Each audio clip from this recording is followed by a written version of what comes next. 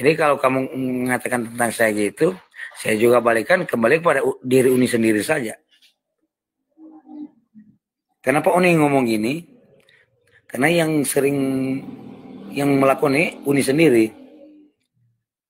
Uni ini teman saya, teman yang saya paling sayangi. Tapi saya nggak tahu kalau Uni jadi kayak gini. Saya lah teman lama sama Uni.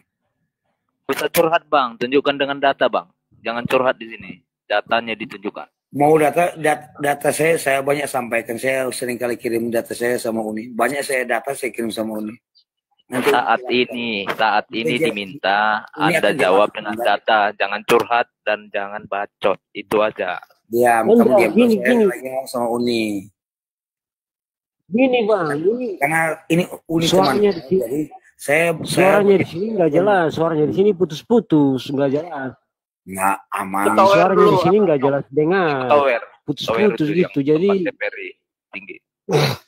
Tapi aku turun aja dulu nanti. Walaupun saya dengan Uni tetap berteman, tapi sinyalnya udah baik baru bisa diskusi lagi tuh. Teman saya tetap sayang sama Uni dari dulu, tetap walaupun saya sering kali ngomong sama Uni kayak gini, saya sering kali nggak sopan sama Uni, tapi tetap Uni tetap teman dan sahabat karibku. Itulah. Karena saya tahu Uni siapa, Uni tahu juga saya siapa. Karena saya teman lemah Uni di sini. Jadi curhat kulihat si kawan ini. Ya Uni anak diam, kamu yang banyak. Bantah dong, bantah dengan datamu dong. Ini bukan tempat curhat-curhatan. Lu pergi ke sono, ada aplikasinya curhat, bro. Enggak, janganlah gitu. Uni aja diam, kamu yang ribet. Ya cuma ini aja yang saya teman-teman, Emen udah ya. Saya lanjutkan teman-teman, saya ulangi sekali lagi. Makasih sudah kasih maksud ini. Ya, nih, sehat selalu ya, nih. Ya, Emen. Oke, teman-teman, saya ulangi materi yang ingin saya sampaikan tadi ya. Materi ini saya ringkas lagi, saya ulangi lagi. Saya mau ada umat Kristen yang bisa membantah supaya meluruskan kalaupun saya dikatakan salah. Saya ulangi sekali lagi ya, tema kali ini adalah ajaran kasih atau ajaran kasihan. Baik, merujuk kepada kitab hadis kita, pertama sandaran berpikir kita itu dari kitab hadis dulu ya. Dalam hadis kita itu jelas dikatakan Nabi Muhammad SAW ajarkan kita ya. Sahih Bukhari, tidaklah beriman seseorang dari kalian sehingga dia mencintai untuk saudaranya sebagaimana dia mencintai untuk dirinya sendiri. Artinya kita sebagai umat Islam diperintahkan mencintai orang lain sebagaimana kita mencintai diri sendiri. Masalahnya cara mencintai diri sendiri ada tidak diajarkan? Ada. Kita boleh membalas kalau kita dizolimin dan kita tidak boleh zolim terhadap diri sendiri. Ayat senada juga ada kita temukan dalam Bible. Masalahnya adalah ketika orang Kristen diperintahkan mencintai sesama seperti mencintai diri sendiri, pertanyaannya adalah bagaimana cara mencintai diri sendiri dalam Kristen? Saya tunjukkan beberapa data soalnya, ya. Beberapa ayat yang maksud saya ya kok begitu. Contoh, kalau ayat yang sering dibawa oleh orang Kristen, Matius pasal 22, nomor 39, dan hukum yang kedua yang sama dengan itu ialah kasihilah sesamamu manusia seperti dirimu sendiri. Saya bingung lihat ayat ini. Kenapa? Karena mengasihi diri sendiri itu tidak diajarkan dalam Kristen. Yang diajarkan adalah menzolimi diri sendiri. Contoh ayatnya yang mana? Pasrah kalau ada yang minta. Lukas pasal 6:30. Berilah kepada setiap orang yang meminta kepadamu. Jangan kamu meminta kembali kepada orang yang mengambil kepunyaanmu. Membiarkan orang mengambil barangmu artinya itu zolim kepada diri sendiri ya. Harus kasih kalau ada yang mau pinjam. Berilah kepada orang yang meminta padamu dan janganlah menolak orang yang mau pinjam daripadamu. Lanjut. Patuh kepada majikan jahat 1 Petrus pasal 2:18. Kalau ada yang memaksa jalan 1 mil, jalan 2 mil ya, jalan 2 mil. Jadi ini ajaran kasih kepada para penjahat, tapi ajaran kasihan kepada korban. Nah, dan data-data yang bisa saya tunjukkan adalah hal itu berlangsung lama sekitar ratusan tahun di mana orang-orang yang terjolemi terjadi ada di Kristen. Contoh, berawal dari Inkuisisi. Inkuisisi Gereja Katolik bermula sejak tahun 1478 sampai 1834, 500 tahun. 500 tahun kejahatan ini terjadi di bawah otoritas gereja. Apakah itu oknum? Tolong jawab saya. Yang kedua, terjadinya peran gereja menurut CNBC, peran gereja bukan hanya menginkuisisi orang-orang yang berbeda ya, tapi juga mengasimilasi paksa orang-orang Indian. Peran gereja di sekolah-sekolah dan asimilasi budaya paksa yang mereka coba lakukan adalah kejahatan yang menyedihkan dan kesalahan yang membawa bencana. Ini menurut Paus. Ya, lanjut. Kemudian, bahkan orang Katolik kejahatannya disusul kejahatan sama orang Protestan. Siapa tokohnya? Tokoh reformator. Di awal karirnya Martin Luther, ini sumbernya bukan dari Islam semua ya, dari Jewish Virtual Library ya. Di awal karirnya Martin Luther tampaknya bersimpati terhadap perlawanan kaum Yahudi terhadap gereja Katolik. Namun ia berharap kaum Yahudi akan memeluk agama Kristen yang dimurnikannya.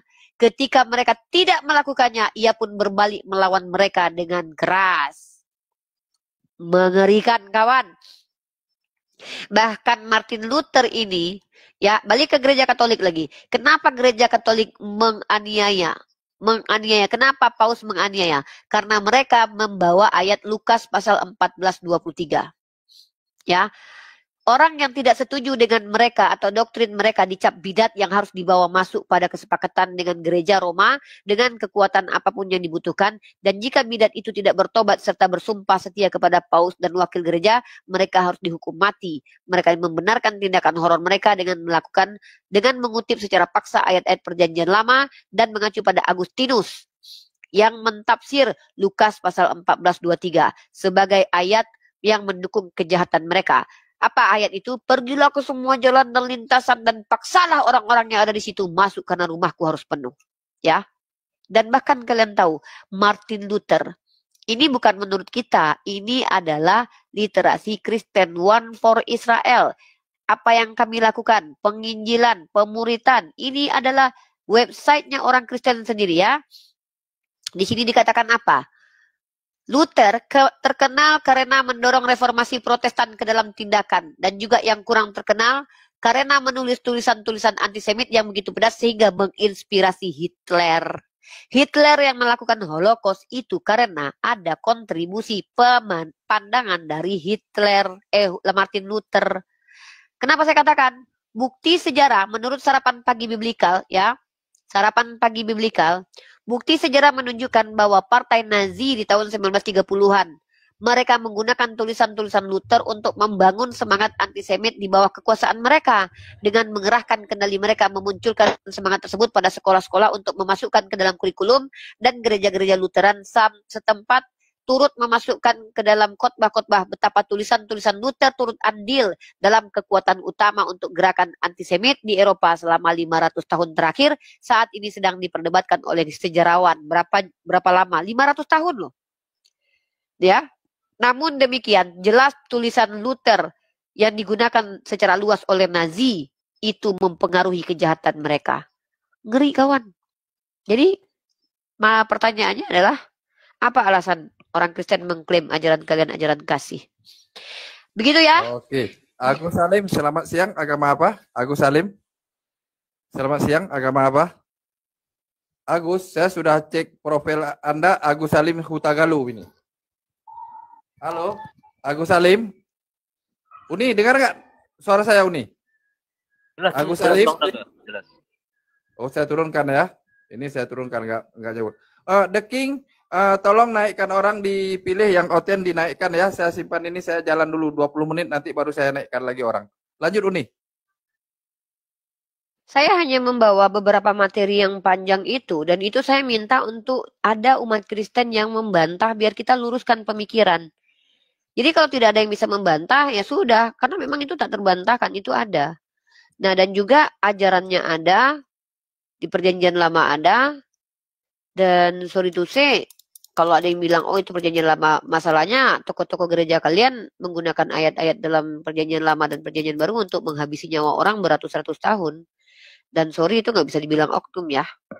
Ya, sorry to say ya. Mungkin begitu. Kenapa kita bukakan fakta-fakta ini sebagai counter terhadap tuduhan mereka yang mengatakan bahwa Islam agama teroris lah, agama jahat lah. Nah, ini belum agama lendir ya. Saya belum tunjukkan bagaimana tentang pencabulan. Kita masih tunjukkan kekerasan saja dulu ya. Dan itu terjadi. Dan insya Allah saya akan terbitkan artikelnya teman-teman dan kalian akan dapat literasinya langsung nanti. Jadi ketika kalian baca artikel saya di mesiah.org, kalian tinggal klik, nanti kalian akan diberikan websitenya dari kalangan mereka sendiri ya. Jadi kalau kalian mau diskusi nanti dengan orang-orang Kristen, kalian tinggal masuk ke mesiah.org, di sana materinya full. Kalau mereka menghujat Islam mengatakan agama kita teroris, kalian tinggal masuk ke dalam website itu, klik kejamnya Kristen. Atau agama kasih atau kasihan. Itu pertanyaan nanti kalian baca di literasi itu. Kalian akan mendapatkan cara berpikir saya di situ, ide gagasan saya, ya, logika saya yang saya bangun dari dalil-dalil yang kita temukan dan fakta sejarah yang kita temukan. Silakan ya. mesiah.org. Saya selesaikan tulisan saya nanti di situ. Begitu. Ya. mesiah.org. Belum selesai. Ini masih saya buat di ini dulu. Nanti belum saya input dalam mesiah.org. Nanti kalau sudah saya akan promokan biar kalian mendapatkan semua literasinya. Jadi nggak perlu harus cari lagi ya. Gitu. Ini ya, website mesiah.org. Cari aja di situ. Bertobatlah Korifah. Maaf, saya tidak bisa berhenti untuk menyampaikan kebenaran. Kalau maksudnya bertobat adalah saya berhenti untuk belajar dan membuka aib agamamu, maaf saya nggak bisa. Mungkin kau akan marah terus kepadaku, nggak apa-apa. Banyak orang-orang yang telah dihabisi nyawanya yang menyampaikan kebenaran. Seperti ORG, mesiah.org. Galileo, banyak yang sudah meninggoy karena nggak sepakat dengan Kristen, banyak. Ya. Kebenaran apa? Ya buktinya kau nggak bisa bantah, Mas Yani Purba. Kalau saya salah, pasti kau bisa bantah. Gini loh, kalau saya menunjukkan orang lain salah, saya bisa menunjukkan mana yang benar. Tapi membantah, tapi nggak bisa menunjukkan yang benar, itu namanya apa? Mending jadi ingu saya gitu. Mewarnai kehidupanku. Kalau nggak bisa bantah argumen saya, nggak usah bilang saya salah. Orang yang berhak mengatakan saya salah, orang yang bisa memberikan mana yang benar. Gitu loh. Saya mau buka-buka artikel lagi. Silakan teman-teman Kristen naik untuk bertanya saja dan membantah saya.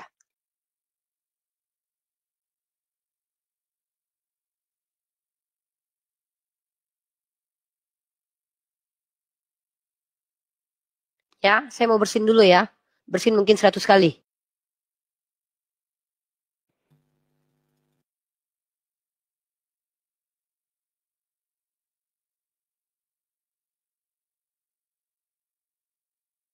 Bersin hilang filter langsung.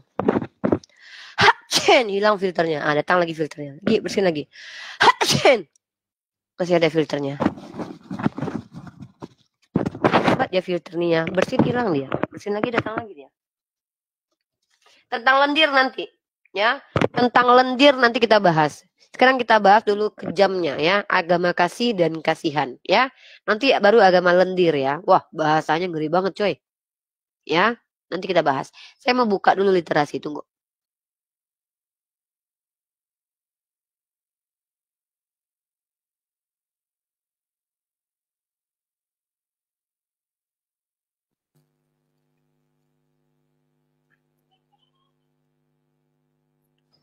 Selamat siang Pak Rizal. Buka mute-nya Pak. Batal kan?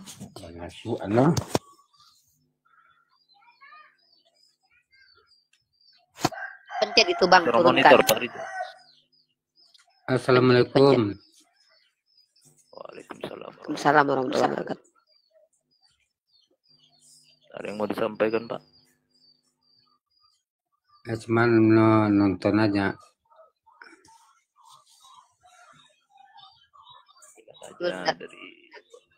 Turunkan aja Bang. Bawah aja nggak apa-apa. Iya Pak, di bawah aja nyimak Pak. Ya, selamat siang orang. Monitor orang, selamat siang. Orang monitor. Selamat siang. Selamat siang. Orang monitor, selamat siang. Orang, selamat siang. Tuh.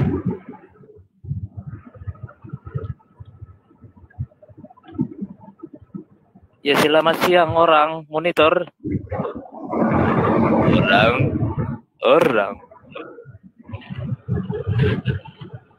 Orang krungu. Naikin yang lain mod. Gak krungu dia.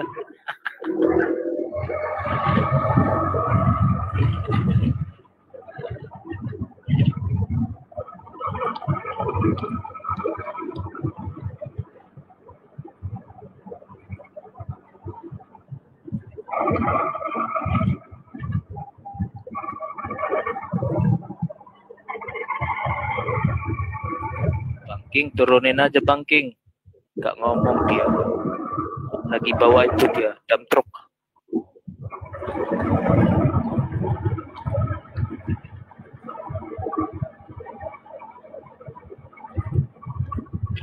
Saya nggak bisa nurunin ya, karena saya nggak dijadiin moderator yang bisa nurunin dokumen. Tapi akun lain kayaknya moderator di Komal ini bentar.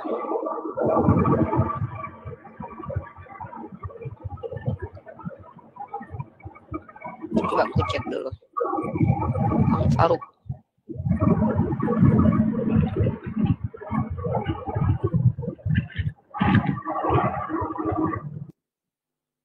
Oke.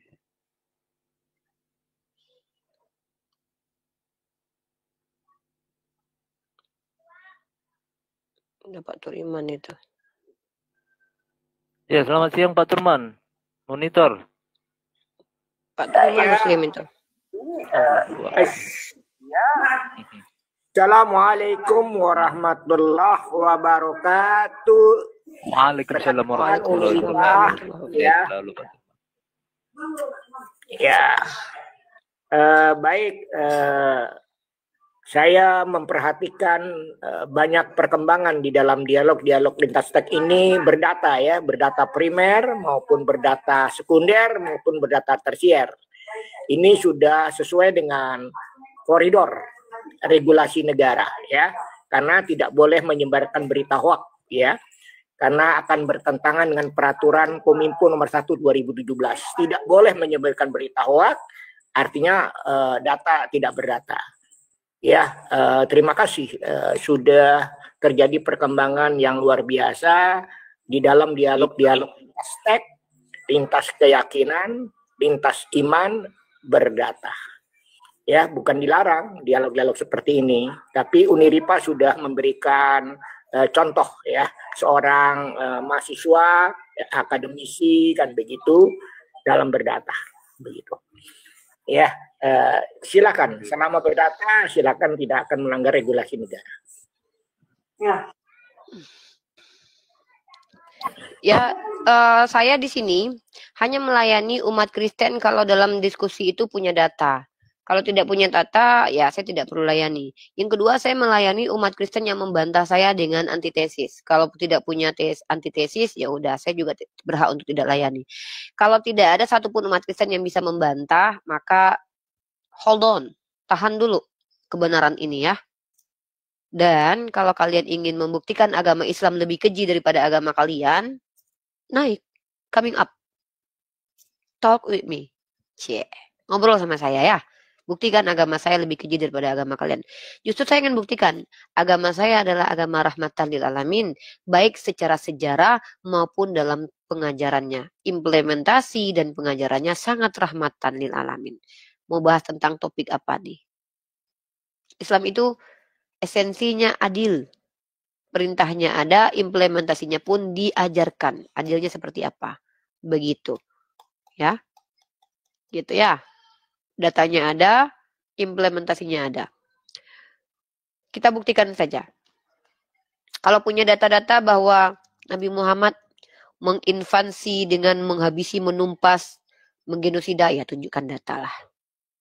Ya, gitu ya. Tapi kalau tidak punya data, mohon maaf nih. Saya tidak tertarik menghadapi orang-orang yang karena kebencian lalu ngomong sana sini, itu hanya men-trigger saya untuk down value. Ya, mungkin begitu. Yang lain silakan ngobrol dulu, saya sambil membuka beberapa data untuk kita jadikan ilmu ya. Mungkin teman-teman yang lagi nonton yang malas baca, udahlah dengar suara saya, nanti saya tunjukkan literasinya, nanti kalau ingin baca ya silakan baca. Lanjut yang lain dulu, Bang siapa namanya? Yang lain ya, saya mute dulu. Baik, terima kasih Bu Uniripa ya. Seorang mahasiswa yang sedang mempelajari data-data yang luar biasa ya gitu ya. Memang harus begitu. Karena seorang akademisi itu harus berdata karena basisnya itu kan ilmu pengetahuan. Syarat ilmu pengetahuan itu hanya 5. Paradigmanya harus jelas. Cara pandang memandang sesuatu objek itu harus jelas. Yang kedua, objeknya harus jelas apa yang dibicarakan.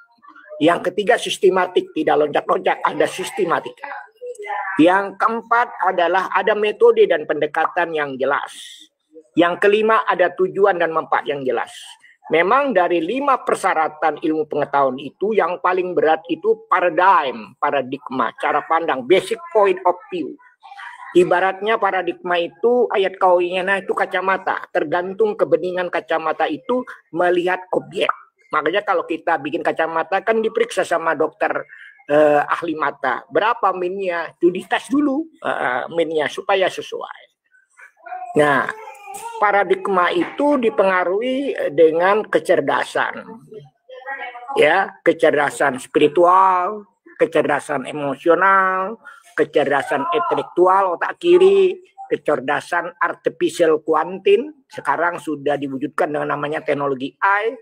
Dari sinergi 4 kecerdasan itu kemudian namanya kecerdasan inovasi.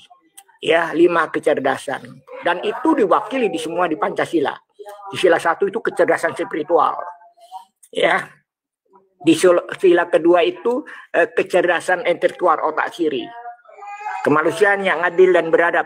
Adil tapi beradab. Makanya adab itu lebih tinggi daripada ilmu. Kemudian kecerdasan artificial, kecerdasan panca indera. Rumusnya 213. Melihat dengan 2 mata, pikirkan dengan 1 otak, baru berbicara. 213. Bukan 212 Wiro Sableng. Ya. Kemudian kecerdasan emosional, itu sila keempat. Ya, musyawarah, mufakat, ya kan? Nah, yang kelima, serta mewujudkan keadilan sosial bagi seluruh rakyat. Itulah kecerdasan inovasi. Jadi orang yang cerdas itu mensinergikan 4 kecerdasan itu. Yang kedua, apa yang mempengaruhi faktor kecerdasan itu? Makanan. Makanya Rasulullah mengajarkan makan yang halal dan thayyibah. Halal dan thayyibah ada 2 ukurannya. Halal dan thayyibah. Nah, itu. Ya. Nah, mudah-mudahan seperti itu. Tergantung makanannya gitu. Ya kan? Oleh karena itu manusia oleh Allah diperintahkan suruh memperhatikan ayat-ayatnya. Surah 29 Al-Ankabut ayat 49. Ya. Ayat yang mana yang mau diperhatikan di dalam Al-Qur'an?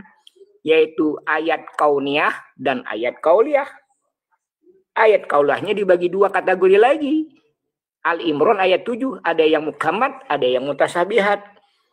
Ayat kauniyahnya mana? Surah 41 ayat 53, Al-Jariyat ayat 51 ayat 21, yang di alam semesta dan di dalam diri manusia. Sehingga Al-Quran itu benar.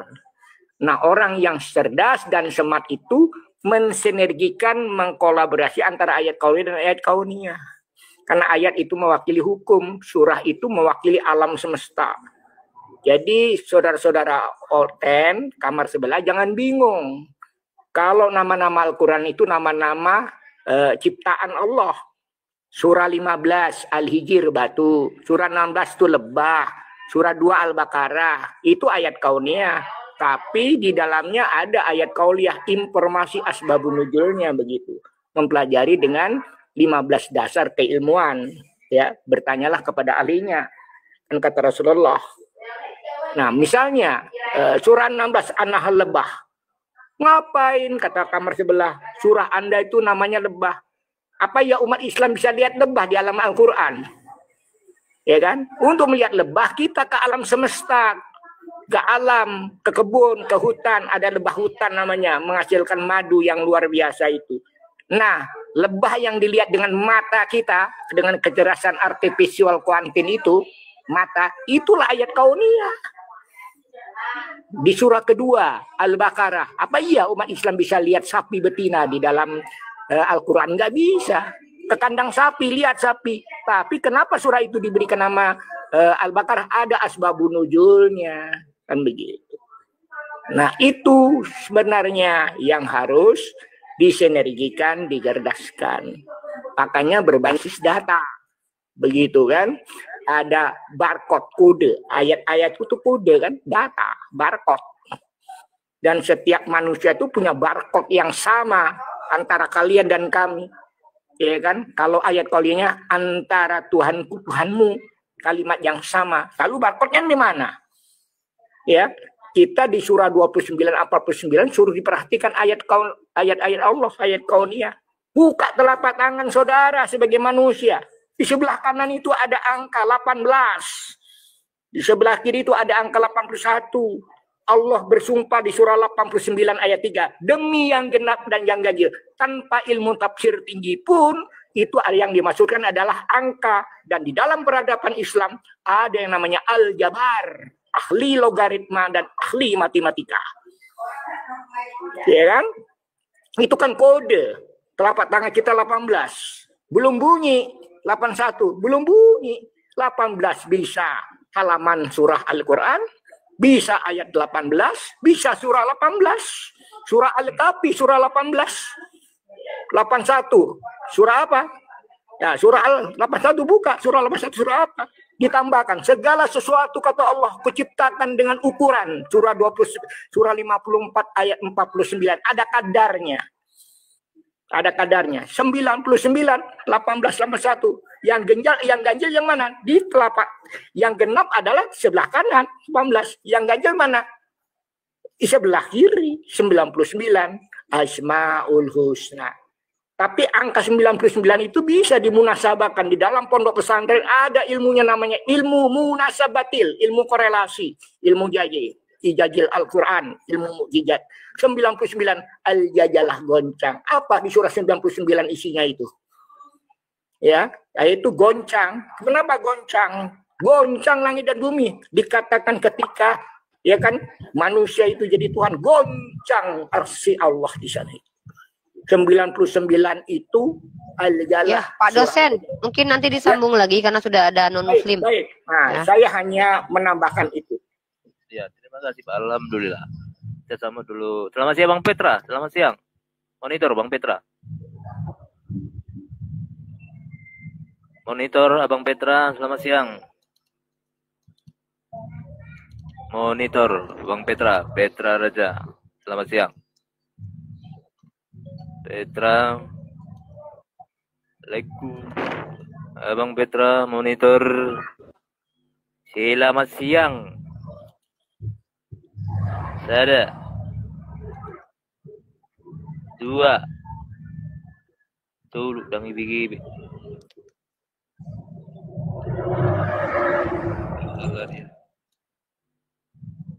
Oke, ganti moderator diganti nih. Saya standby dulu ya, Bung Faruk, Bu Uniripa, tapi saya tetap di atas, saya standby, saya mau tadorusan sebentar.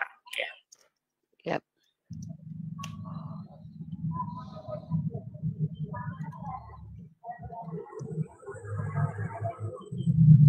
Bang King, diganti nih Bang King, naikkan yang lain. Promo dia. Salah dia.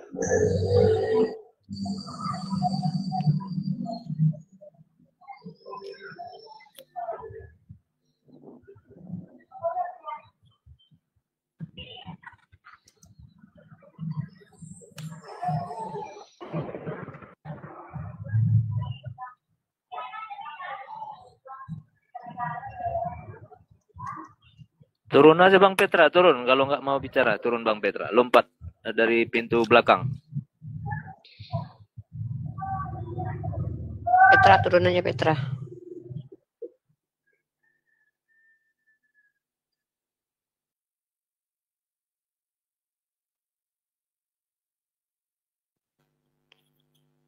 Apa ini? Oke, selamat siang. Wayu. Apa nyebutnya ini? Ya, selamat siang tanpa nama. Selamat siang tak bernama. Monitor, monitor.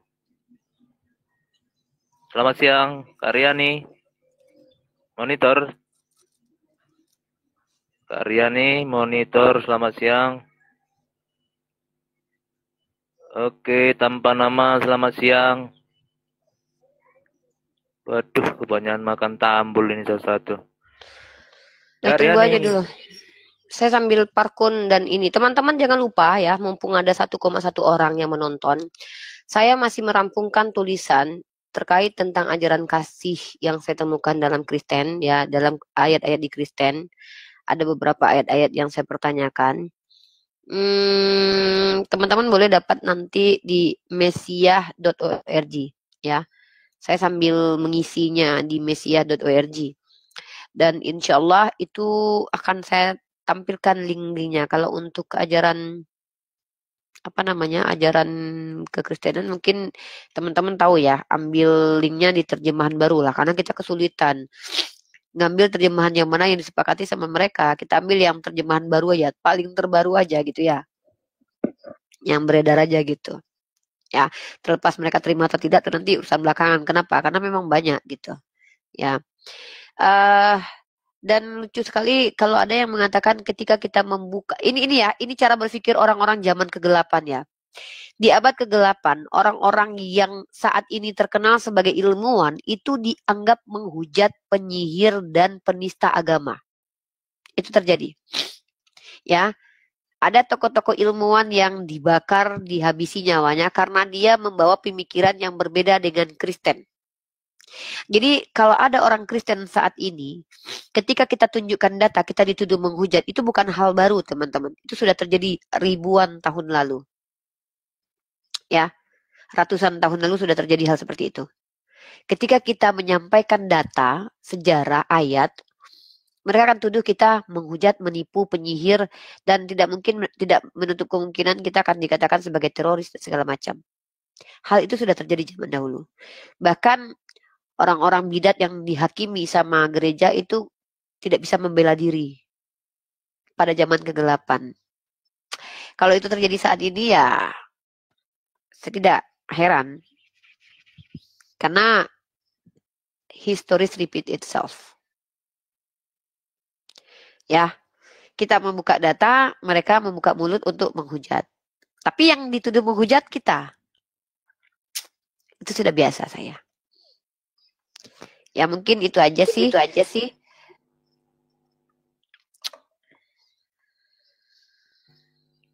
Ya, saya juga waktu masih jadi oten sih, seperti itu pemikiran saya untuk orang-orang Muslim gitu.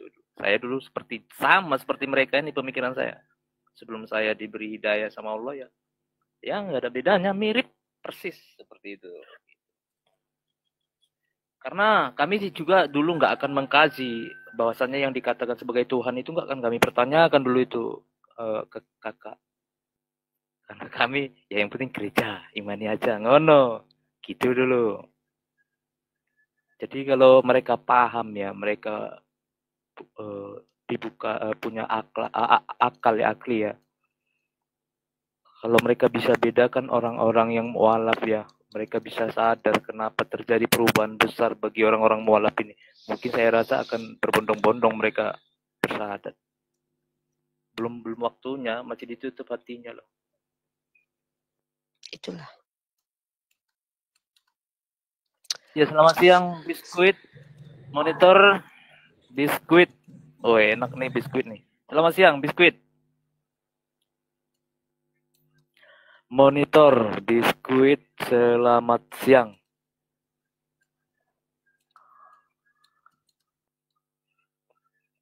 Squid, selamat siang. Ya, I love you seperti dirimu, itulah ajaran mualaf. dari tadi tappinganmu ajaran kasihmu aja yang saya baca dari tadi. Iya. Itu. Iya. Gimana Mereka kalau tulisannya tapping, udah selesai belum?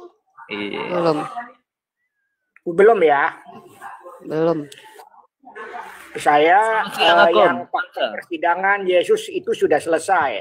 250 dibantu editnya sama Bung Mahadewa. Assalamualaikum.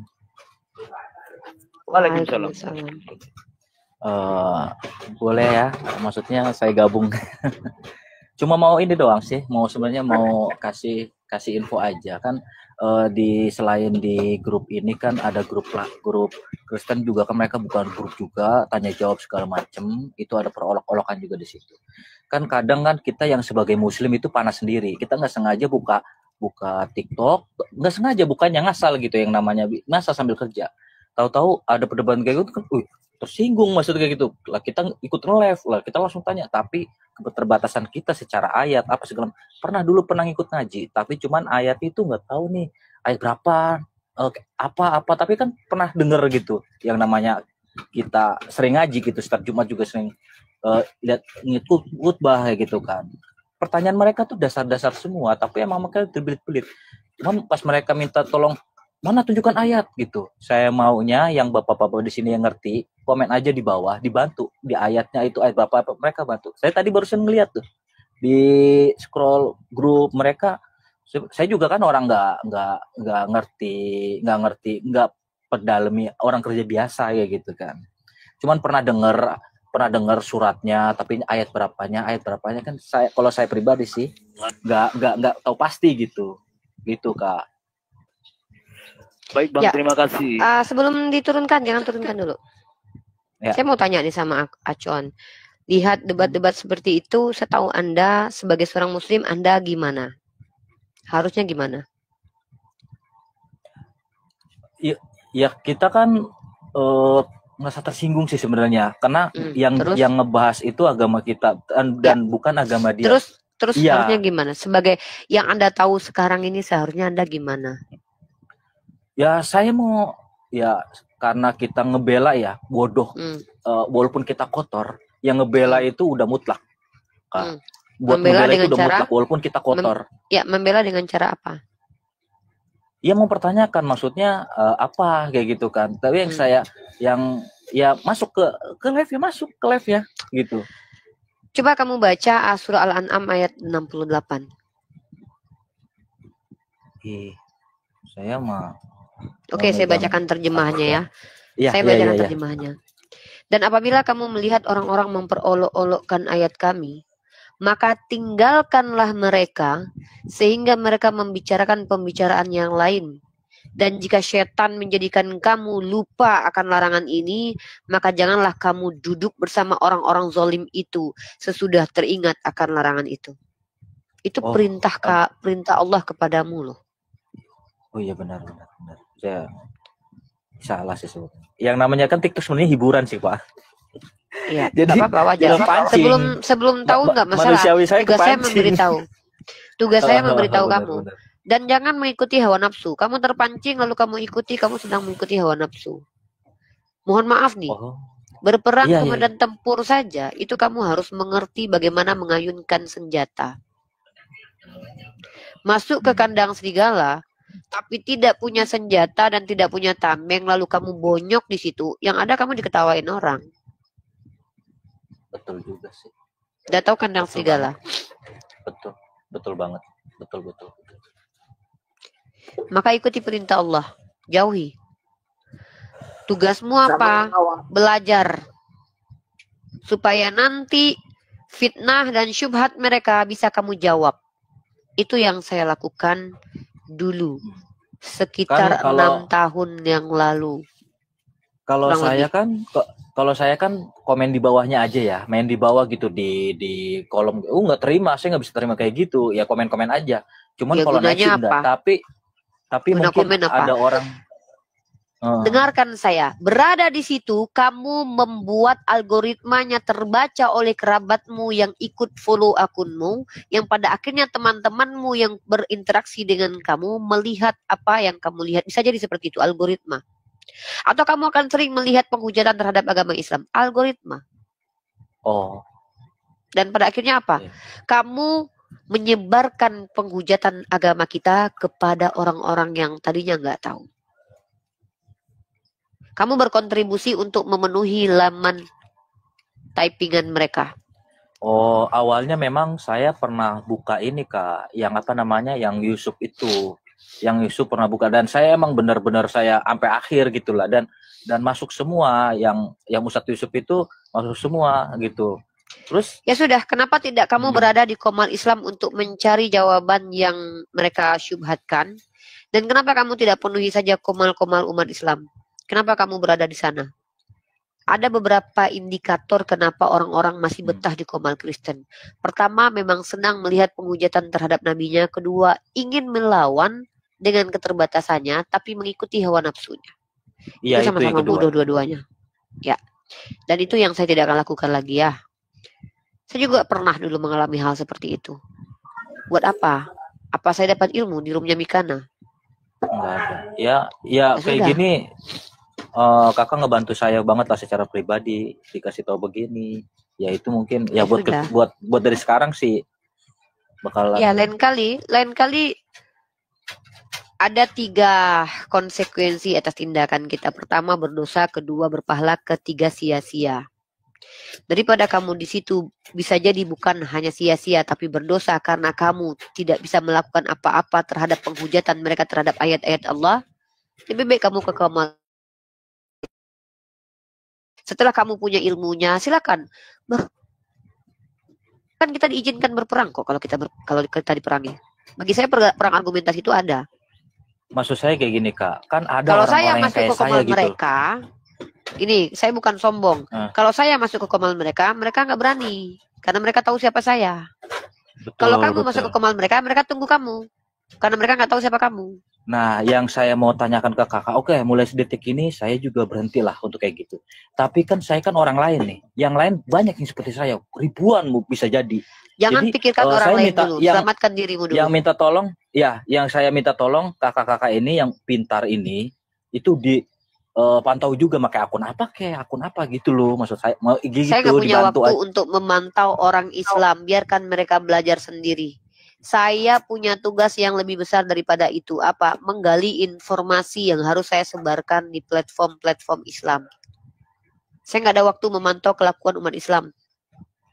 Sudah besar dan sudah dewasa. Kenapa nggak baca Al-Quran surah Al-An'am ayat ke-68? Ya itu tuh. Ya sudah. Biarkan itu membuat umat Islam sadar akan sifat mereka.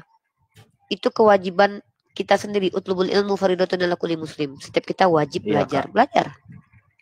Sudah tahu nggak tahu masalah sastra, ikut pula nimbrung di situ. Bonyok lah. Nggak ngerti masalah biologi, ikut di situ nimbrung, bonyok lah. Jadi lakukan apa? Lakukan saja apa yang bisa kita lakukan. Ya kalau hari ini tidak mengerti dengan syubhat dari mereka, ya masuk Qomal Islam. Jangan mengikuti hawa nafsu. Bang Zuma juga sebelum beliau seperti itu, beliau juga belajar. Bukannya langsung mengerti begitu, beliau belajar. Belajar terjun langsung untuk diskusi itu bukan hal yang mudah. Kalau hanya mengikuti hawa nafsu, ingin terlihat membantah ajaran karena keegoan, bonyok nanti jatuh tape. Malah bikin malu agama Islam. Ya, belajar saja dulu. Sama-sama, saya juga belajar. Sampai sekarang saya masih belajar. Masuk akal. Ya, itu ya Acon ya. Ya. Oke. Ya, mudah-mudahan ada yang sama seperti Acon. Ya. Iya. Semangat belajar terus Acon ya. Terima kasih Kak. Terima kasih. Boleh saya tambahkan Umi Ripa untuk Acon? Ya. Sebentar satu. Oh, udah turun. Udah turun. Ya, enggak apa-apa. Bagus, Basirun wa Najiro. Samina wa ta'na kita harus punya prinsip. Aku tahu, aku patuhi Al-Quran. Orang Rasulullah sudah pidato tuh. Tinggalkan 2 perkara Al-Quran dan sunnahku. Kau berteman, kau tidak akan sesat dunia akhirat. Samina wa ta'na. Boleh girah. Girah, manajemen girah itu perlu, boleh girah, tapi harus punya strategi begitu. Ya, tuh. Saya aja tadinya tidak terlibat dalam perdebatan ini, tapi karena terpanggil ada karena tugas saja. Karena kalau rekan-rekan saya yang masuk nggak bisa, udah Pak Turiman aja lah yang masuk. Karena Pak Turiman yang bikin peraturannya 249, yang bikin kajian akademis. Ya, Pak Turiman kan yang bikin peraturannya, naskah akademiknya. Jadi kan Bapak tahu menjelaskan. Ya, hitung-hitung sosialisasi lah. Peraturan Kominfo 249 2021, peraturan 150 kejaksaan, dan peraturan 2021.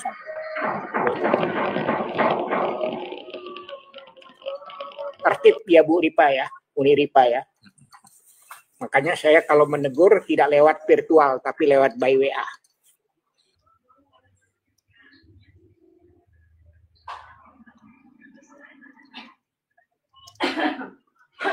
Oke, selamat siang Annawon. Monitor kakakku Ana. Monitor kakak Ana, selamat siang. Kakak Ana monitor, selamat siang.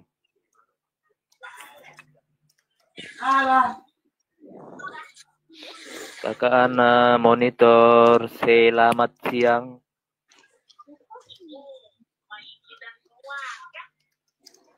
Oke, Ivin, selamat siang. Monitor Ivin. Assalamualaikum warahmatullahi wabarakatuh. Waalaikumsalam warahmatullahi wabarakatuh. Selalu Aki. Ya, sehat semua untuk rekan-rekan ya. Membela Islam. Salam kenal aja untuk semuanya. Terutama untuk Umi Ripa. Selalu semangat, sehat selalu untuk Umi. Insya Allah Pak. Terima kasih.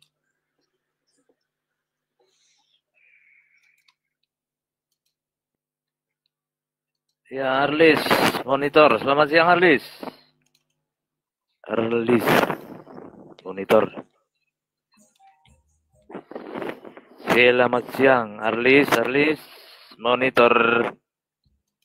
Apa nama Arlis? Waduh.